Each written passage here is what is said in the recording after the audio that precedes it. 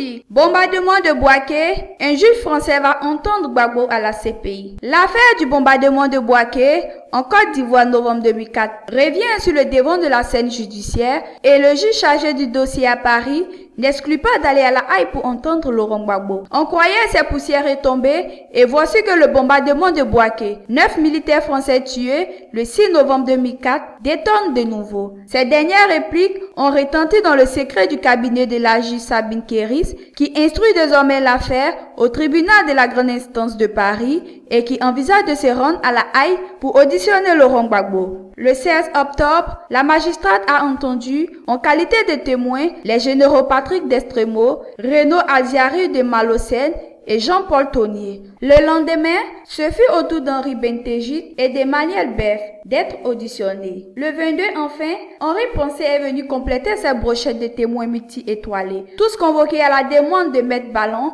avocat des familles des victimes, avec à la clé 2 surprises de taille. La première concerne le convoi de blindés français de Bouaké vers Abidjan au lendemain du bombardement du camp des 4 par 2 Sukhoi ivoiriens. Il avait pour mission de sécuriser l'hôtel Ivoire où avaient été regroupés de nombreux Français. Mais c'est bien devant la résidence du président Gbagbo qu'au une partie du convoi a d'abord pris position. Longtemps, les militaires français ont argué d'une erreur de GPS, mais devant le juge Kéris, c'est un autre scénario qui a été esquissé. Celui d'un guide venu rejoindre les blindés en hélicoptère pour lui indiquer le chemin de l'hôtel. Un guide dont Poncet a confirmé la présence et qui, selon Destremo, qui commandait la colonne, aurait commis une erreur professionnelle par peur et par incompétence. Les blindés auraient pris la première à gauche au lieu de la deuxième à gauche. Le même Destremo, confirmant par ailleurs qu'il avait reçu l'ordre d'aller à l'hôtel Ivoire et non de protéger l'ambassade de France qui se situait à proximité immédiate de la résidence de Gbagbo. Ainsi que l'avait déclaré sous serment en mai 2010 Michel Alliot-Marie, ministre de la Défense au moment des faits. Des propos contradictoires. L'autre surprise est liée aux déclarations de Bentegit. L'ancien chef d'état-major des armées